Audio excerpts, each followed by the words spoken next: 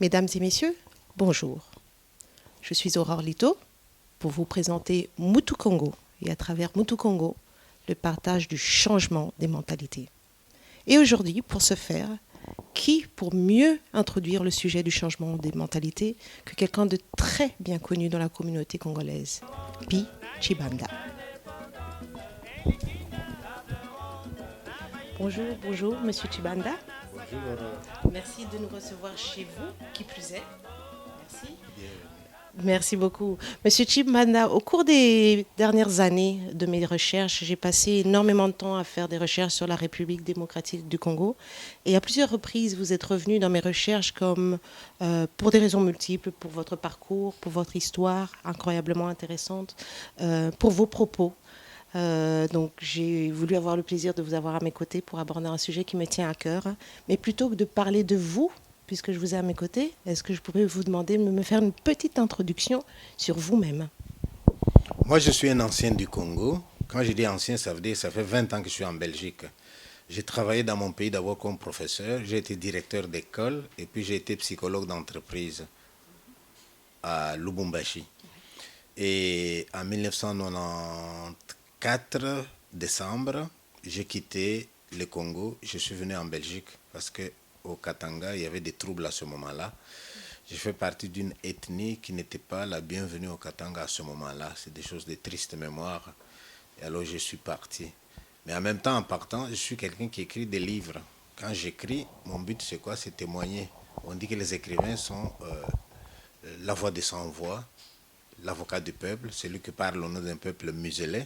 Et comme dans nos pays, il se passe des situations qui méritent d'être racontées, pour ne pas dire dénoncées, eh bien, je pense avoir ma liberté de parole en Belgique. C'est ainsi que je me suis installé ici, où je travaille, mais je continue à travailler pour le Congo aussi. La preuve, beaucoup de gens dans mon pays ont entendu parler de moi.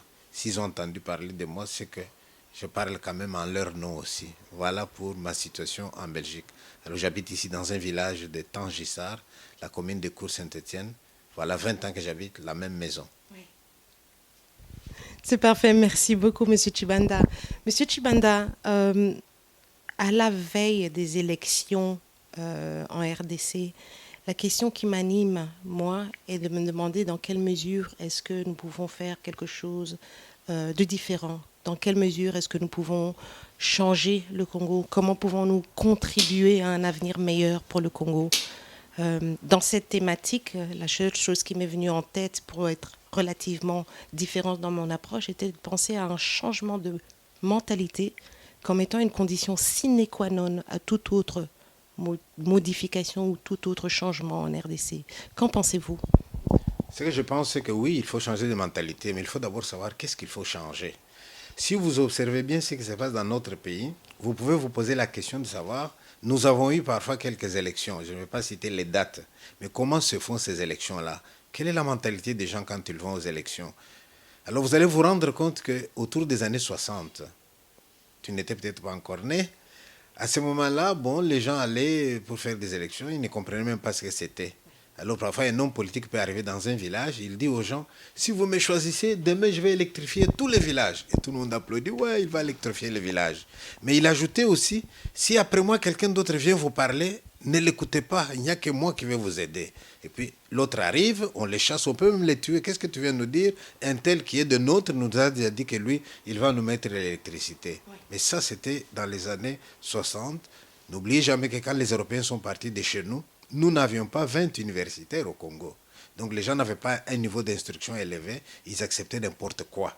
Mais j'ose espérer qu'aujourd'hui, si quelqu'un arrive au Congo et il dit « Demain, je vais électrifier toute la ville », les gens vont se dire « Oh là là, tu veux te moquer de qui? Avec un barrage hydroélectrique, avec le nucléaire, comment tu vas faire pour nous mettre de l'électricité ?» Là, on va se poser la question de la source de l'énergie, alors que jadis, on ne se la posait pas. Voilà un premier stade. On a eu aussi la période moboutiste où on a eu aussi des élections, voter vert, voter rouge, etc. Et moi, je n'oublierai jamais que, avant d'aller aux élections, le gouverneur nous appelle au stade à la Kenya, à la Katuba, et il nous explique comment ça va se passer les jours suivants. Mais il avait ajouté, de toutes les façons, demain, les élections, ça veut dire quoi? Ça veut dire que nous allons renouveler notre attachement au guide. D'ailleurs, celui qui va réclamer le billet rouge, on va voir par où il va sortir. Voilà encore des consignes des élections. Je me souviens moi-même avoir été président d'un bureau de vote, non pas parce que j'étais engagé dans la politique, mais tout simplement parce que tout celui qui avait une voiture était réquisitionné comme ça, il pouvait transporter les caisses. On nous avait dit, quand vous avez fini à 18h, vous prenez vos caisses, on se retrouve à tel endroit pour les dépouillements. Mais quand moi j'ai fini, j'ai mis mes caisses dans la voiture, je commence à partir, je mets la radio et j'apprends que le président est déjà élu à 98%. Je me dis, mais mes caisses, on ne les a pas comptées. Est-ce que je suis en retard ou quoi? Et j'arrive, je n'étais pas en retard, j'étais le premier. Voilà comment les élections se passent. Une autre manière de faire des élections chez nous, c'est les pouvoirs qui va payer des leaders d'opinion. Et dans les leaders d'opinion, je vais prendre une petite catégorie, les pasteurs par exemple, certains pasteurs. Eh bien, dès qu'ils ont touché de l'argent du pouvoir, ils arrivent dans une église et ils disent aux gens, tout pouvoir vient de Dieu. Donc vous tous, vous allez voter un tel. Mais non, Dieu nous a créés libres aussi. Donc regardez, donc, rien qu'au niveau des critères à partir desquels les gens vont choisir, il faut qu'on réfléchisse. Je me souviens avoir été président d'un bureau de vote aussi, et il y a quelqu'un qui avait été voté parce qu'il avait la meilleure photo. C'était une photo en couleur. Et il n'y avait personne d'autre qui avait une photo en couleur. Et la photo, elle dominait. Et les gens arrivent, moi, celui-là. Mais c'était la plus belle photo. C'est ça qui l'avait frappé. Donc la plus belle photo. Bon, donc il y a... Mais là, je vais reconnaître que l'Église catholique dans notre pays, au Congo, ça fait longtemps qu'ils ont beaucoup travaillé pour l'éducation civique, avec des petites brochures comme ça qu'on trouve à la librairie Saint-Paul, où ils essayaient de montrer aux gens comment ils doivent se prendre en charge, leurs droits, comment voter en âme et conscience, en respectant les vraies valeurs, etc. Donc, vous voyez, rien qu'au niveau de qui est-ce qu'on va voter, nous avons beaucoup à faire. Si quelqu'un dit, je vais voter un tel parce qu'il est de ma région, on n'est pas avancé, on n'est pas avancé. Parce que moi, je peux demander maintenant à quelqu'un qui est de telle province et le président est de cette province-là, mais est-ce que tous les habitants de cette province-là sont heureux aujourd'hui? Je ne pense pas. On a eu un autre président qui a dirigé pendant longtemps, il ne l'est plus aujourd'hui. Est-ce que les gens de sa province peuvent dire qu'ils ont des avantages aujourd'hui? Ils peuvent avoir quelques avantages, mais c'est éphémère tout ça. Oui. Mais si on veut vraiment un vrai développement, il faut mettre les gens qu'il faut à la place qu'il faut. Alors à ce moment-là, je dis souvent aux gens ceci que lorsqu'on va, même pour chercher du boulot, n'importe quoi, parce que ministre c'est un boulot, président c'est un boulot, nous ne devons jamais oublier une chose. Chaque métier, chaque profession a un profil. Il existe un profil de chaque métier. Alors comme le profil existe déjà, les candidats au métier se présentent. Oui. Et les psychologues sont censés évaluer la personne qui se présente et dresser son profil. Et à la fin, qu'est-ce qu'on fait? On compare le profil de l'individu et le profil du métier. On se dit, est-ce qu'il convient ou est-ce qu'il ne convient pas? S'il ne convient pas, tu ne conviens pas. On ne dit pas qu'on a échoué à un test d'embauche. Non, non, non, tu ne conviens pas. C'est une question de comparer les profils. Parfois, tu peux même avoir un profil au-dessus. Il est supérieur, mais l'emploi est un peu en dessous. On te dit, non, ça ne te convient pas. Ce n'est pas que tu as échoué, tu es au-dessus, ça ne te convient pas. Alors moi, j'ai envie de dire la même chose. Vous avez des postes de ministres, des sénateurs, des députés, tous ces postes politiques que les gens envient. Ces postes ont des profils. Ce n'est pas n'importe qui doit s'y trouver. Ce n'est pas parce qu'on a beaucoup d'argent et qu'on va payer à manger aux gens qu'ils vont être élus là-bas. Donc, il faut que la population, par changement de mentalité, comprenne que pour être un président de la République, par exemple, je vais donner quelques traits du profil d'un président de la République. Mais d'abord, il faut être un meneur d'hommes. Il faut être intelligent, il faut être honnête, il faut avoir le sens des autres. Mais voilà quelques critères. Mais si vous voyez que quelqu'un n'a pas ces critères-là, même si c'est votre cousin, de grâce, ne les choisissez pas. Donc, nous devons montrer aux gens quels sont les vrais critères d'un poste d'emploi et aller là-dedans. Alors, quand je dis avoir le sens de l'autre, est-ce que vous pouvez m'expliquer pourquoi au Congo, un ami à moi, un citoyen qui a fini ses études universitaires, il enseigne dans une école secondaire et on lui donne $60 par mois. En même temps, vous avez un autre, parce que lui il est député ou je ne sais pas sénateur, il a $12,000. Mais qui peut m'expliquer? Je n'ai jamais compris. Il a étudié autant que toi, il travaille, il se dévoue. et il va avoir 60 $. Et un autre va mettre dans la poche 12 000. Mais finalement, ces gens qui se mettent dans la poche 12 000, quand les autres ont 60 000, ils finissent par croire, se convaincre eux-mêmes qu'ils sont un peu extraordinaires, que c'est normal, et ils sortent de l'ordinaire.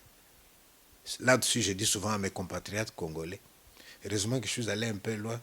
Tu sais, quand tu coiffes quelqu'un, tu veux savoir si tu l'as bien coiffé, hein, il faut reculer. Tu prends du distance et tu regardes.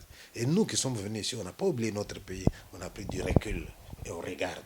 Regarde dans ce village où j'habite. Si j'ai besoin d'un document de la commune, hein, j'arrive à la commune, on me salue d'abord à la commune, je dis, il me faut tel document. Ah, mais le bourgmestre est en réunion là-bas. Qu'est-ce que vous faites? Est-ce que vous attendez ou vous rentrez chez vous? Parce qu'un de nos agents va passer par là, il vous mettra les documents dans votre boîte à lettres. Et voilà, on sonne, monsieur, voici votre... Je suis dans la maison, le bourgmestre il passe, il dit, tiens, j'ai lu sur votre site que chez vous, on peut venir quand on veut. Je dis, oui, eh bien, je viens vous dire bonjour. Mais pourquoi pas? Pourquoi pas? Mon téléphone est fermé maintenant. Mais si je vous dis que quand je vais rouvrir mon téléphone, il m'est déjà arrivé d'ouvrir et qui m'appelle? Le Premier ministre. Je ne suis pas autorité, moi. Non. Et encore, quand il m'appelle, est-ce qu'on peut se voir? Je dis non, je suis en mission. On se verra quand je rentrerai. Oui. Et là, je verrai mon agenda. Et je lui dirai, mon agenda le permet. Oui, j'ai le droit d'avoir aussi mon agenda. Vous avez aussi des exemples simples. Hein? Tu sais, nous les Africains, quand on arrive ici, ça fait rire. Quand on va sur la route, vous avez des traces piétons. Oui. Alors, au début, quand nous arrivons, une voiture arrive. Mais c'est la place piéton. Et vous voyez la voiture qui s'arrête. Et moi, je m'arrête aussi. Et le type de la voiture dit, mais passez. J'ai dit, moi, passez. Ouais, et voilà, je passe. Mais pourquoi est-ce que nous ne savons pas que nous avons priorité? Parce que dans nos pays, c'est lui qui a la voiture. Il considère que celui qui va à pied, c'est un imbécile. Il peut vous rater, vous insulter. Imbécile, t'as pas vu la voiture? Fils de pauvre. Eh oui, non, ça doit changer, tu vois. Alors la mentalité, c'est par là. Alors maintenant, une autre chose que je voudrais que ça change dans notre pays, c'est la croyance en une certaine pratique religieuse. Merci. Merci beaucoup d'aborder le sujet. Eh bien, une certaine pratique religieuse, eh bien, moi je vous assure que Karl Marx avait dit, la religion, ça peut être l'opium du peuple. C'est ce que je vois chez nous. On explique tout maintenant. Des gens sont... Vous avez quelqu'un qui pense que Dieu va descendre du ciel, il va arranger les choses pour nous. Mais Dieu nous a donné l'intelligence, Dieu nous a donné la force, Dieu nous a donné la nature. Il nous demande de nous en occuper. Dieu n'est pas quelque part en congé, et puis nous devons l'appeler tout le temps, tout le temps. D'ailleurs, j'ai entendu une courte histoire qu'on raconte comme une blague, mais ça dit beaucoup de choses. C'est une histoire qui se passe au ciel. Hein. Alors, il y a des gens qui prient, qui demandent, mon Dieu, mon Dieu, mon Dieu, mon Dieu. Et Dieu, il a l'air un peu absent. Et Jésus qui dit à son père, mais papa, tu n'entends pas ces gens-là qui t'appellent. Il les regarde, c'est les Congolais. Non, non, non, laisse tomber. Je leur ai donné de la richesse. Je leur ai donné un grand pays. Je leur ai donné... ils sont les plus riches du monde, mais qu'est-ce qu'ils veulent encore? Tu vois? Et ça doit nous faire réfléchir. Dieu nous a tout donné. Qu'est-ce que nous voulons encore? Voilà. Ça, c'est des choses qui doivent changer. La mentalité doit pouvoir changer. Apprécier les gens en fonction de leur mérite. Et mettre les gens à la place qu'il faut. Et surtout, une juste répartition des biens de la terre. Vous vous imaginez si un licencié qui travaille au gouvernement touchait par exemple 2 000 $, et un autre qui travaille dans l'enseignement touche aussi même 1 800 $. Mais qu'aurait-il besoin d'aller en politique? Il dirait, j'aime mon métier de prof. On n'a pas besoin. Mais lorsqu'il y a des métiers qui doivent payer plus que les autres, et tout le monde va envier ces métiers-là, et on va abandonner parfois les choses les plus importantes, telles que l'éducation de nos enfants. Or, une meilleure façon d'abrutir un peuple, c'est de piétiner l'éducation, c'est de négliger les écoles. Absolument. Monsieur Tshibanda, je vous remercie parce que vous abordez autant de sujets qui sont abordés à travers Moutou Congo, à savoir la corruption, l'enseignement, l'éducation, la religion, qui est le premier article qu'on a posté hier soir sur notre site. Donc je vous remercie pour ça.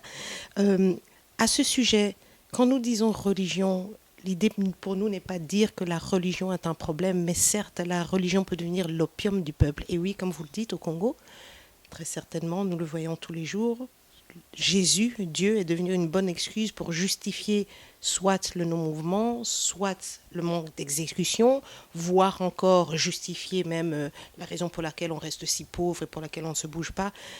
Que pourrions-nous faire concrètement pour rester auprès de notre Seigneur, certes, mais malgré tout, prendre conscience que ce ne doit pas être une excuse pour le changement.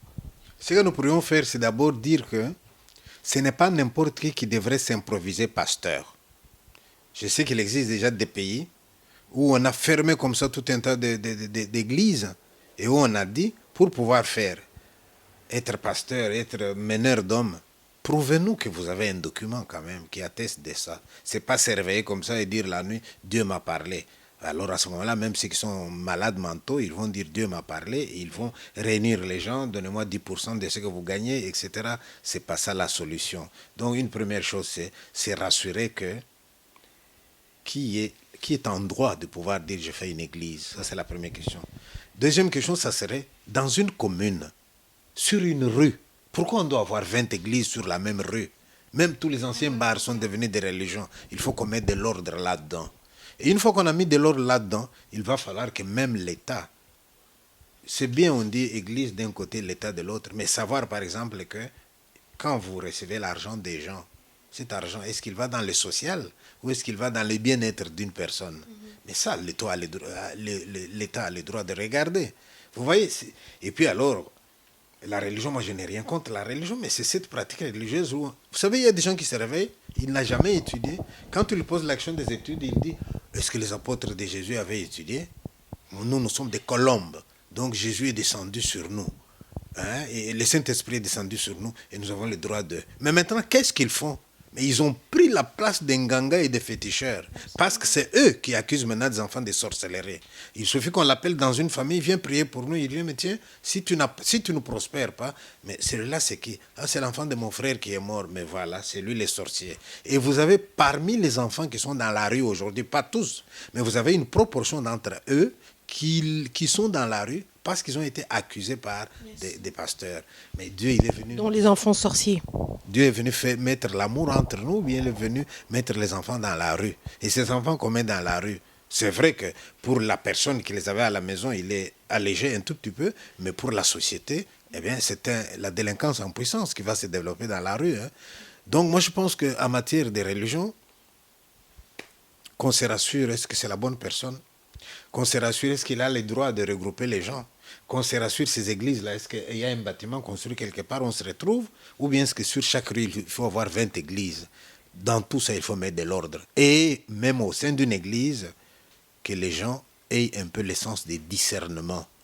Si jamais leur pasteur se trompe, ils peuvent faire une délégation, pasteur, ça ne devrait pas se passer comme ça. Parce que le pasteur, ce n'est pas un Dieu, c'est un homme, il peut aussi comprendre. Il y a des gens bien parmi eux. D'ailleurs, moi, je dis que ça pourrait être une force. Parce que comme les gens sont en train de croire comme ils croient aujourd'hui, ça peut être une force de mobilisation qu'on peut diriger vers le bien. Hein. Mais alors, il faut qu'on utilise cette carte-là dans le bon sens et non pas dans les mauvais. Maintenant, on l'utilise un peu dans le mauvais sens. Au sujet des enfants, nous savons aujourd'hui que plus de 60% de la population en RDC sont des enfants de moins de 18 ans. À ce sujet, on pourrait donc se poser la question sur l'avenir du Congo. On pourrait se dire qu'il est probablement de bonnes mains. Toutefois, nous savons aussi que l'éducation, l'enseignement manque. Que pourrons-nous faire à ce sujet? Il y a beaucoup d'enfants dans notre pays. Moi, je pense que sur ce problème d'enfants-là, nous devons réfléchir beaucoup. Je n'ai pas une solution toute faite, mais je dis, on devrait un peu se poser la question du contrôle des naissances. Dans le temps, quand j'étais encore dans mon pays, il y avait des gens d'ici qui nous disaient, mais contrôle des naissances. Et nous, on réagissait, on disait, bah, ils ne veulent pas qu'on se développe, ils ne veulent pas que nous soyons nombreux, ils veulent nous... Mais non, mais maintenant que je suis de l'autre côté, que j'ai pris distance, je commence à me poser des questions. Quand je dis je me pose des questions, qu'est-ce que cela veut dire? Cela veut dire que, je t'ai dit, ça fait 20 ans que je suis ici, mais depuis mes 20 ans ici, quand je demande, tiens, un tel enfant de ma soeur là, qu'est-ce qu'il est devenu? Ah, il est déjà marié. Ah, tiens, il a des enfants? Oui. Combien? 9 enfants. Ah bon? Un autre, oui, il a des enfants. Combien? 10 enfants. Je dis, mais ils vont arrêter comment? Mais tous ces enfants, il faut les amener à l'école. Tous ces enfants, il faut les soigner. Tous ces enfants. Donc moi, je pense que l'heure a sonné où on devrait se poser aussi la vraie question. Est-ce qu'il n'y a pas un encadrement qu'il faut faire? Ces jeunes gens qui se marient très tôt, les enfants qui vont au mariage très tôt aussi, mais les enfants qu'ils vont avoir, les encadrer. Y a-t-il moyen pour qu'ils puissent avoir des enfants qu'ils désirent et non pas subir les maternités? Parce que quand on subit les maternités, on n'avance pas. Regarde un peu, beaucoup d'Africains qui travaillent ici, ils envoient parfois de l'argent à leurs sœurs, à leurs cousines, aux membres de la famille pour dire Ne me demandez pas de l'argent tout le temps. Commence un peu une petite affaire. Mais dès que vous avez envoyé même $300, $400, 6 mois après, il faut recommencer. Mais pourquoi on recommence? On recommence parce que oui, elle a pris cet argent-là, elle l'a mis dans le commerce, d'accord, elle travaille. Mais au bout de 7 mois, elle a une grossesse. Le temps de la grossesse difficile, elle n'allait plus au marché, l'enfant est venu, l'enfant est tombé malade, tout le capital est tombé dedans, il faut recommencer. Mais si la personne va avoir 10 enfants, on va recommencer combien de fois? Vous voyez donc, il y a un problème sérieux autour de ça. Bon, mais maintenant il y a le problème de l'enseignement. Je vous signale que dans notre pays, il y a maintenant un phénomène nouveau. Dans le temps, on avait des écoles, quand une école est là, donc les enseignants sont payés par l'État. Maintenant, vous avez des écoles qu'on appelle écoles non encore écoles mécanisées et non mécanisées. Oui. D'accord. Écoles agréées et non agréées. Et vous avez des écoles agréées mais non mécanisées. Vous avez des écoles mécanisées mais non budgétisées. Mon Dieu, mon Dieu. Alors, c'est les parents qui doivent payer. Mais ces parents qui touchent $50 par mois, comment voulez-vous qu'ils payent? Donc, il y a un grand problème avec la prise en charge de nos enfants. Il faut des écoles pour eux. Quand vous partez de l'idée qu'en 1960, nous étions à peu près autour de 15 millions, la population, et que maintenant on dit que nous sommes dans les 80 millions, est-ce que le nombre d'écoles a suivi? Je ne pense pas. Alors on a trouvé la parade. Hein? Alors, puisqu'on n'a pas suffisamment d'écoles, on va faire 2 vacations. Les uns l'avant-midi et les autres l'après-midi. Même ça, ce n'est pas une solution. Et une école des enfants qui vont l'après-midi toute l'année, ce n'est pas la même chose que ceux qui vont l'avant-midi toute l'année. Et si on était dans le beau vieux temps où les enfants vont et l'avant et l'après-midi, la formation n'est pas la même non plus. Donc il faut construire des écoles. Il faut payer les enseignants. Et sur ces chantiers-là, c'est un chantier énorme, énorme, énorme. Parce que même les enseignants qui sont là aujourd'hui, il y en a qui ne sont pas payés. Et quand même on va les payer, combien on va leur donner? $30, $40, ça c'est grave. Est-ce que vous savez aussi que chez nous, dans l'enseignement, administration et tout, j'ai des amis, 80 ans, il n'est pas pensionné. 80 ans. Il est inspecteur. Je dis, mais pourquoi? Il n'y a pas l'argent pour donner aux gens pour qu'ils aillent en pension. Mais qu'est-ce que tu veux que quelqu'un qui a 80 ans fasse encore dans le boulot? Il est là, il dit, j'attends qu'un jour on nous donne l'argent de pension. Tant qu'on n'a pas donné, on est là. Mais il faut renouveler. Alors à ce moment-là, si les vieux sont dans ces postes-là et les jeunes d'aujourd'hui, ils vont travailler où? Moi, dans les années 60, autour des 80, quand quelqu'un terminait les études, s'il n'avait pas un travail dans une entreprise, mais au moins l'enseignement était encore ouvert. Mais maintenant, c'est fini. Même l'enseignement est bouché. Alors, ils deviennent tous des cambistes. Ils deviennent des cambistes. Aïe, aïe, aïe, c'est dur, dur. Alors, une autre question qui est difficile chez nous, c'est quoi? C'est lorsqu'on dit, allez, Dieu nous a donné l'intelligence. Mettez-vous à 5, 6, réfléchissez. Qu'est-ce qu'il y a moyen de faire? Est-ce que vous ne pouvez pas faire l'élevage? Vous ne pouvez pas faire l'agriculture? Est-ce que vous ne pourriez pas faire... Bon. Et vous avez des gens qui décident de faire l'élevage, par exemple. Ils vont acheter des œufs. Moi, je viens de Lubumbashi. Alors, ils vont en Zambie, ils achètent des œufs, etc. On fait grossir, oui. Et puis, le poulet, 3 mois, il dit, ben, maintenant, je peux vendre. Il prend ses poulets. Il va au marché pour les vendre. Imaginez que le poulet, le prix de revient pour nourrir, c'était 2 euros. Il dit, je mets 1 euro de bénéfice, donc de dollars. Allez, $3. Et juste au moment où il dit $3, les cartons de poulet viennent de l'Europe à 50 centimes. Voilà que le gars ne sait plus vendre son poulet et il tombe en faillite. Il tombe en faillite parce qu'il n'est pas protégé par notre État. Pourquoi? Parce qu'il se retrouve en concurrence avec le poulet qui vient de l'Europe, alors que l'agriculture en Europe, c'est une agriculture subventionnée. Quand l'agriculture est subventionnée, on ne sait pas faire la concurrence. Quelqu'un qui va cultiver du riz, chez nous, à Kindu, on cultivait beaucoup de riz aussi. Chez les tétés, là aussi, beaucoup de riz. Eh bien, vous avez cultivé et tout. Vous arrivez au marché, c'est un riz avec un parfum terrible. Vous êtes à distance, vous le sentez. Oui. Eh bien, vous arrivez avec ce riz-là, vous dites, bah, 1 kilo, ça coûte, imaginez, 2000 francs. OK. Et les Chinois arrivent avec un riz qui a déjà été dans le stock chez eux pendant 10 ans. On vous le met sur le marché à moindre frais. Eh bien, les riz produits chez nous ne rapportent plus rien. Et les gens croisent les bras. Vous voyez, à ce moment-là, on pousse les gens au chômage, quoi. Oui. Donc, même sur le plan international, nous devons réfléchir. C'est vrai qu'ici, vous avez des gens qui discutent aussi et qui font des efforts dans le cadre du commerce équitable. Les gens qui font le commerce équitable, c'est des gens qui disent que pourquoi est-ce que nous ne pourrions pas, quand nous avons acheté les choses de l'Afrique, faire en sorte que les producteurs puissent aussi avoir ce qu'ils méritent. Eh bien, c'est un effort qu'on fait là-bas. Mais nous devions aussi travailler aussi sur le plan de la concurrence déloyale qu'on leur fait. La même chose avec le Sénégal. Hein. Il n'y a pas que le Sénégal, mais tous les pays qui ont l'océan à côté. Ils font la pêche. Mais va voir la pêche au Sénégal. Quelqu'un il fait sa pirogue en bois avec peut-être un groupe électrogène. Ils vont partir. Eh bien. Et puis là, un chalutier arrive du Japon ou de l'Europe. Il vient racler le fond marin. Il prend tout ce qu'il y a comme gros poisson là-dedans. Et quand le Sénégalais va, il jette les filets, il n'y a plus rien. Et puis vous allez dire pourquoi il vient en Occident. Mais justement, vous avez pris tout son poisson. C'est pour ça qu'il vient les rechercher ici. Vous voyez, c'est un... Heureusement, les Européens sont en train de prendre conscience. Hein, quand ils vont maintenant l'assaut des autres pays vers leur continent, ils disent, oui, oui, oui, oui. Mais faisons en sorte que ce soit un peu bien chez eux. Comme ça, les gens resteront chez eux aussi. Donc le développement, c'est quelque chose qui... Le monde est en train de devenir un village. Il n'y a pas un seul pays qui va se développer tout seul. Nous devons regarder tout ça ensemble. Mais nous devons faire attention, nous, les Africains, parce que les gens qui veulent nous avoir, qui veulent avoir nos richesses et tout, mais en même temps, ils sont en train de nous opposer les uns des autres. Hein. Et nous, on se bat, on se tue et tout. Pendant ce temps, ils nous vendent leurs armes. Ils prennent nos richesses. Et nous, on est en train de nous tuer en voisinage. Ça, c'est triste. Moi, j'aimerais bien que chacun d'entre nous se souvienne que ce soit à Kinshasa, à Kisangani, à Lubumbashi, partout, lorsque ma femme fait la cuisine et qu'elle remarque qu'elle n'a pas suffisamment de sel, elle n'allait pas dire qui est de ma tribu sur cette avenue. Elle allait chez la voisine, quelle que soit sa tribu. Tiens, donne-moi un peu de sel. On lui donnait du sel et l'autre savait qu'en cas de problème, ça serait l'inverse. C'est ça, c'est ça. Nous devons revenir à des valeurs comme ça. Le voisin, ce n'est pas celui de ma tribu. Le voisin, c'est celui qui est là. Quand je dis au secours, c'est lui qui va entendre et qui viendra. C'est celui-là, mon voisin. Absolument. Monsieur Tshibanda, je vous remercie beaucoup pour votre temps. Merci de nous avoir accordé ce moment et à vous, à la prochaine occasion. Merci à vous.